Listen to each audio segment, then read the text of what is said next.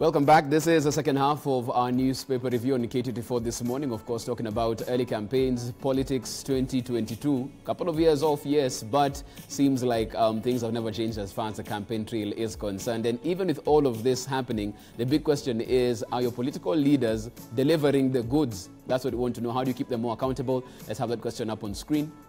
How can political leaders be more accountable to those who elected them? Once again, how can political leaders be more accountable to those who elected them? There's a WhatsApp number there at the bottom of the screen. You can also get me at I am Jeff Mote on Twitter or at K24 TV. Let's look at some of those WhatsApp messages now. True, early campaign narrative was a craft to stop DP from advancing his ambition. It's sad that Uhuru dumped the very person who helped him win the seat. It sends negative messages to the masses. Accountability is not a criteria of elections in Kenya, and our leaders have perfected that art. So the few who talk of accountability will be heard, but the larger majority will have their way. Welcome to Kenya. Jeff, when we had Machozi Monday in this country and when security laws were being passed in Parliament, retrieve back what the same panelists used to tell us on that particular issue. Well, here we are with this particular one. Keep them coming in on WhatsApp, the WhatsApp number at the bottom of the screen. How do you keep our political leaders more accountable even as we move forward, even in their campaigns? How do you make sure we do that? You can also get me at I am Jeff Mote and at K24 TV. Joy, from a legal perspective, when it comes to campaigns and working, is there a legal remedy to this, or is it a societal issue? Is there a way to solve this? Because is there a place we can go and get best practice, bring it here, and implement that as well? So at a certain point, people have gotten into office, we've been elected, now we work. Is there a way that can be done? If you look at the definition, by definition, campaigning is what happens just before an election. Mm-hmm. So that's when now you go out, you stop staying in the office and you go out and you woo the voters. What you have in between is work, what we're supposed to be having as work. In Kenya, though, politics is like a national pastime. So what we have done is, as we go to work, we combine it with campaign. So we are always treated to, for example, we have this obsession with launching things. So you do work that you're supposed to do, that we pay you to do, but eventually you must put balloons and ramzatas and call people to come and cut a ribbon and eat cake and make a big deal out of it. Before we implement a paper or before we do something, we always have to make a deal out of it. We flag off, you know, relief food. We do ridiculous things in this country that are peculiar only to Kenyans. And these things, Kenyans have come to understand, are done to sort of demonstrate in the public that we are working. So by definition, they become part of the campaign. And so we are the ones who have hamstrung ourselves by expecting our politicians to demonstrate how they're working. You hear people, what are they doing? And yet, we are supposed to just see the effects of work. So for example, not a very good example, but that's what I can think of right now, what we see with NMS. You sleep, you wake up in the morning and there's pavement. You sleep and wake up in the morning and they have crushed ballast and they're mixing roads and they're digging boreholes. That's how government ought to work. Covert, but tunaona matokeo. So I think we need to do two things. As Kenyans, we need to just stop being obsessed with our leaders. I've said it here before and I will repeat it. Every time we keep calling them Waheshimiwa, Mhesh, and we are so obsessed with them when they turn up, it's like we stop everything so that we can accommodate them. We are making these people ridiculous. Mheshimiwa walks into Java, they should line up behind me and wait for their turn. And if we are in a public space, they should behave like the rest of us and be courteous and wait their turn. But here we are falling over ourselves, making room for them. We need to stop with that obsession. That's one. Secondly, also Kenyans need to starve people of the attention that they seek and they deserve. So for example, you hear the DP has gone to church in some place, and all of you come out in your thousands and you throng the roads. Munafanya nini? You know, if you all stayed in your houses and you just peeped out the window, oh, that's him passing, and went out doing what you are doing, it would all die down. So the question that you asked today, how can we hold our leaders to account? Let me flip it. As citizens, how do we respond to our leaders? Because if you're in that situation and there's all this attention, it's very nice, and you want to suck it up. But if the attention is starved, then you quickly wise up and you get down to the business of doing what you were elected to do. Okay. So it's we who have changed the definition of what work is and what campaigns are. We've mixed up the two. Justice, I want to have you in on this one. This courtesy of the happenings over the weekend. Look at the front page of the People Daily as well. The mountain now to host Lake in return visit. Luo elders are expected in Nyeri to reciprocate visit to Bondo. This particular political dynamic that we're seeing in play with Kikuyu elders going to visit former PM, they said it is all about unity. It had nothing to do with campaigns. Do you think this is a critical piece of the puzzle that will change the game with what we're seeing with these cross-cultural visits, so to speak? Well, of course, that was a political statement. The so-called elders, of course, not when I look at the picture entirely, not the people who attended that forum in Bondo were not entirely elders. And of course, it's got very strong political connotation. We cannot say that it was purely a peace meeting. And in the forum, a lot of hard words and harsh words were used against the deputy president. So clearly, the idea of peace and the comments that were emanating from that particular meeting are almost in contradiction. You cannot entirely say that was a similar, event that was taking place in State House, which was a prayer meeting. And of course, they said they had replicated the same, that the so-called Kikuyu elders were also going to pray for the nation, and an handshake between the Kikuyu elders and Raila and the people of the lake. And of course, this is what we need to defeat, that we need the handshake between, who will shake the hands of the Pokomo, who will shake the hands of the Samburus, who will shake the hands of the people of Northeastern. Will we go all over the country, bringing these elders from this part of the country to the next in the name of the shaking hands for the peace to prevail? Should we depend on shaking of hands as opposed to depending on the legal framework and constitution of this country? Do we depend on the goodwill of the politicians for this country to be peaceful? Do we depend on elders from this end of the country and some politicians to have a meeting, closed-door meeting for us to enjoy peace? I think what we only need to do in this country is for the people in power, the leadership of the nation, to be fair, to exercise power cautiously, to distribute development equitably, to distribute positions equitably. I think with that is the only magic bullet we need as a country for us to kill this pandemic of chaos every 5 years. We don't even need to have everybody at the top of the table like we intend to do through BBI by creating 5 positions or 6. What we need to do is, as someone in far end of Turkana, to feel like he's part of this country. Someone from far end of Kwale, Lunga, to feel he's part of this country in terms of development, in terms of fair distributions of positions. And for the president to look, for the next president in my prayer, to look more presidential by not appointing almost 50% of his tribesmen and women to senior and sensitive position of the country. We want the next president of this nation to appoint a minister in charge of security and appears not from his community, but from the other far-flung area of the country. So, and the perception counts, Chef. The people must perceive you as being fair. In this country, it's not about making statements. The country must perceive you as the head of state, as a minister or a senior government officer, to be fair in the manner you speak and in the manner you execute your mandate. That is the only way you can heal this country. Any other handshakes, handbrakes, hand wash, and all that will not cure the malady bedeviling this country. Let me bring it back to the studio as well, even on that particular note, because even as that particular event played out, Arnold, there were a couple of people of interest who also resurfaced, so to speak. We've seen a regained prominence in Peter Kenneth in these particular activities, Minor Commander at the front line, but also businessman Jimmy Wanjigi, now at the fore as well. Are we seeing a new political formation here? Are we seeing these to be the ones who might lead what's left of Jubilee, if at all, moving forward? Well, it should be remembered that it was impossible to cobble up Jubilee until Wanjigi made it happen.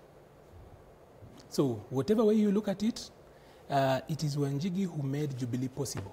It had become very difficult for other people to try and bring Uhuru and Ruto together, but Wanjigi did it. Of course, after working out mathematics and everything else. From a political strategy thinking point of view, I'll tell you that those people who believe in the system are people who do not know the dynamics that go into that.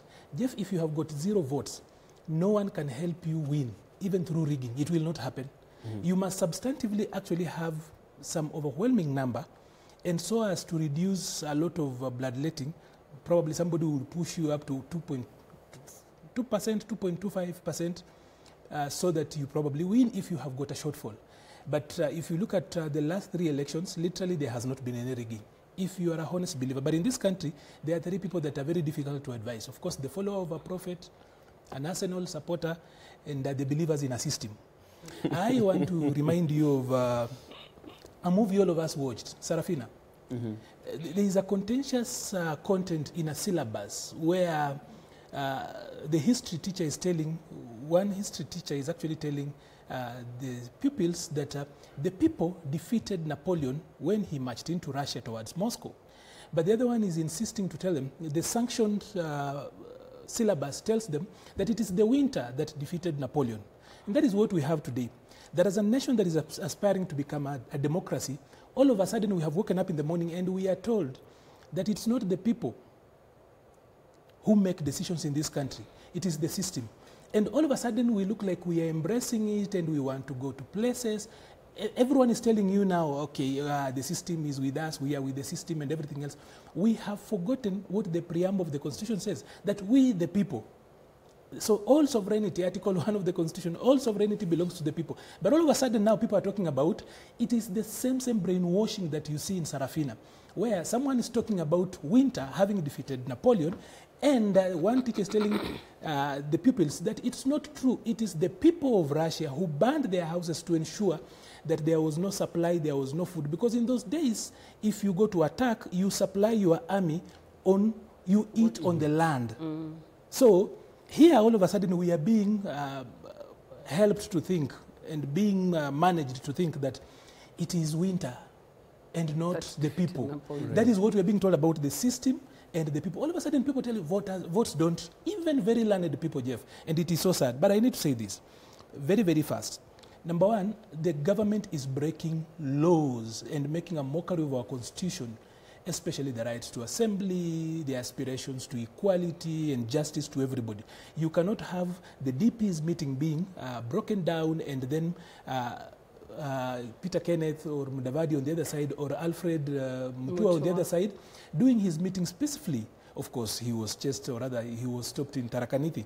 That is breaking laws. That is not what we brought in people. You cannot have the CS in charge of interior inciting people.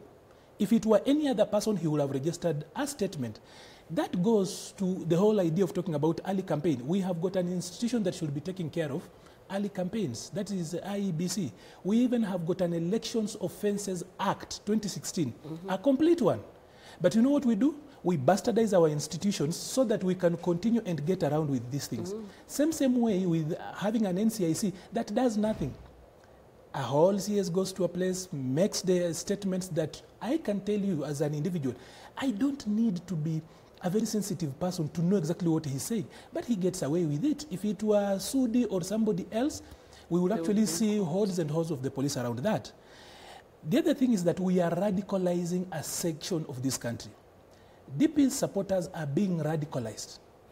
And you know, when we sit in Nairobi and in cool studios like this that are air-cooled and everything else, we are at a place where we want to argue from a point that we don't think that the local mwananchi on the ground has got their own brain and they make their own decisions. They see what is happening and they don't like. DP has got support. But then there is a flip to this. People must always remember about tomorrow. We say, enjoy, this is very common within the legal circles, that when you're going to make a law, ensure that your worst enemy can actually use it against you and you will still go home and know that you will get justice. In 2014, a segment of these people who are now making a lot of noise, who are all over telling us about the security laws, and they were pushing through and saying, it has to go by all means, including the agency you talk about that is a ghost institution. It doesn't exist in law, the National Security Advisory Committee. It exists in whatever. It's not there. It is unconstitutional. As usual, it's some phantom agency that has been put there to bypass systems put in place by the Constitution because of accountability. We have got individuals who don't like accountability. I have said this before, that you have got VDS, the Vision Delivery Secretariat of Vision 2030, but somehow you come up with the PDU. which is an analog of VDS. You have got youth fund, you have got women enterprise fund, you still come up with ways of fund. As in, finding ways of beating things so that you can always run around. But on DP, I think we spoke this during the break, that it's so easy to get DP not campaigning if you have got a problem of him going down. Give DP a job to do. That guy has got a lot of energy. That is his nature. Even during campaigns, he will be very early meeting people, running all over. Even if you detained DP today in Sugoi and locked him there, that place will still be very busy. That is his nature. And if you look at him from all those days, even when he was campaigning for ODM in 2007, 2006, just remember he was all over, in Kisii, everywhere. That is his nature of running around. But give him a job. You cannot make him jobless. You cannot turn him into a ghost worker and you think that you can confine him into Karen. Immediately you do that, he gets, as in that guy is a busy individual. Okay. So can we give this guy a job and he will not be in a position? Send him to go and campaign for Amina. Send him everywhere. Let him be every other place. He will not have time for this. But you take away all things. Let him be chairing these committees. Matiang'i is chairing. Let me get Joy in on this one as well, because as we discuss this right here, I want us at least to have our viewers feel a bit more empowered on what they can do. Because every time we have this conversation, it almost feels like not unless the political class decide to act a certain way, there's nothing that can happen. How can they take power back? You know, because essentially you're told every single time your vote is your power, but that means you're only powerful once every 5 years. What happens in between? The in-between time, one of the things that I keep telling people is we need to start getting more involved in our political parties, especially the ones that we feel are very popular. Why? Because that is where you select who gets on the ballot to begin with. And this is something that every Kenyan can do. Most of us want to ignore political parties, say they are all bad, but it's these political parties who will give us candidates. Then you want to turn up and vote, and you're voting the best of the worst. So what have you done to yourself? So if you really want quality leaders, start by joining the political parties. When they're having nominations, Arnold is running against the local thug, you can say, you know what, at least you know Arnold is a sober young man, tumupatie hii tikiti. Let us see democracy starting from our political parties. Because right now, with this culture of making our political parties almost like personal property, we keep shooting ourselves in the foot. And it's the party members who can rally and take over the party and keep it vibrant and alive. So for example, you look at a party like KANU, used to have that at some point. You had the youth wingers, the women, the who. People were active in party politics. And at some point, you could have seen it had the potential to be great, but again, they fell into the big man syndrome. So that's one place that all Kenyans can start. Secondly, the Constitution gives us powers, for example, to recall our MPs. This is something that is expensive, it is tedious, but because the threat exists.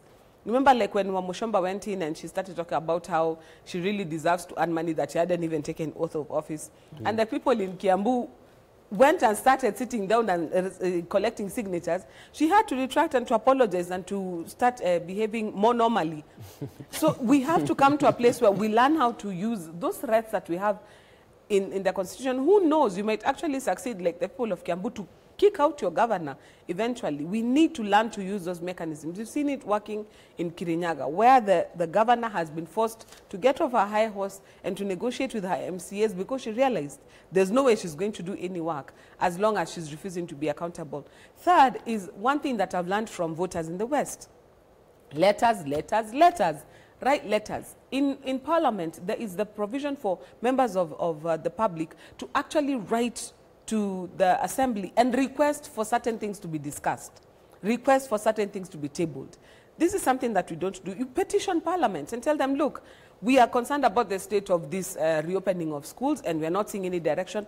Can you please convene the Education Committee to find out what exactly is going on? As members of the public, we have the authority to do that. It's not something that we do very often. I think for us, lobbyists and NGO people are the ones we know, oh yeah, we need to send a petition, we need to do a what. But even as a kawaida member of the public, on a full scope with the Bairo, you can write and say, I am a voter, I voted in this or whatever, and this is my MP, and I want this to be discussed, and we put it to the fore.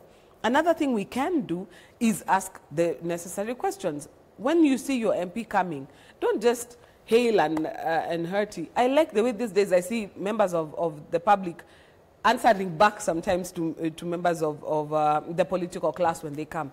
Ask the hard questions. Like, for example, when you see something in the newspaper and somebody has been implicated, when they come with that narrative of Niwatuetu, no, let somebody just say, you know what, you're not going to have this. Have a delegation of the elders, sit him down, tell him, you know what, now that you've come back, sit down here, tell us what this is going on. Because if we do not, if you're not proactive about it, then we do what we do best. We complain on Kenyans on Twitter, we complain on social media, we come here and do our talking heads, manenos, and at the end of the day, we don't really effect any change at the end of the day.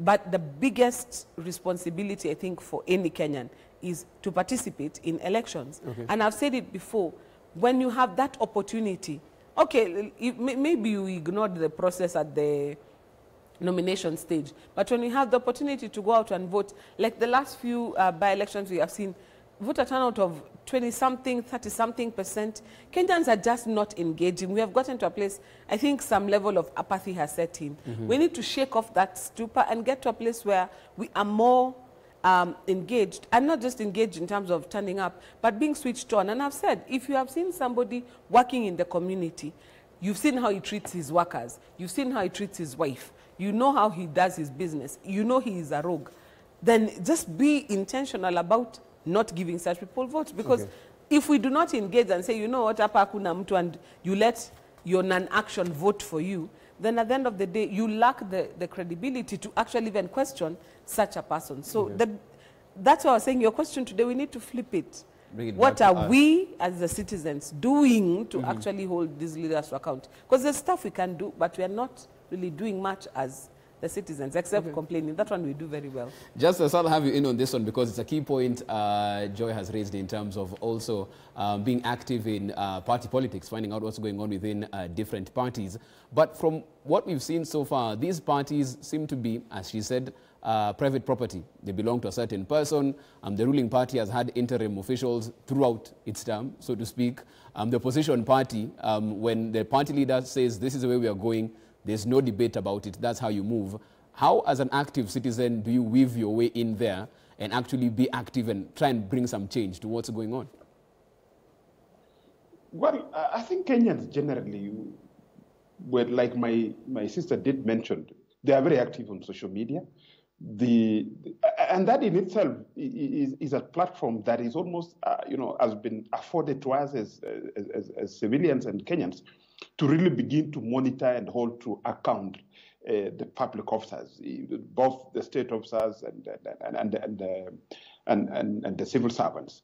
And to me, the other media that maybe has not been properly utilized are forums known as public participation forums, where the government invited the public, the citizenry for ventilation on matters development, which unfortunately has been choreographed by the same public officers to suit their whims and for people to sing praise songs in those forums.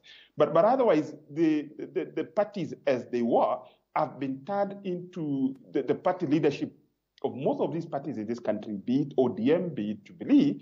The party leadership has been turned into spiritual leaders. Their word is divine. You do not question the word of a party leader. Today in Jubilee, you hear the word the party leader, the party leader. It is like, is the spiritual, the figurehead. Nothing else. Is the pope of the party.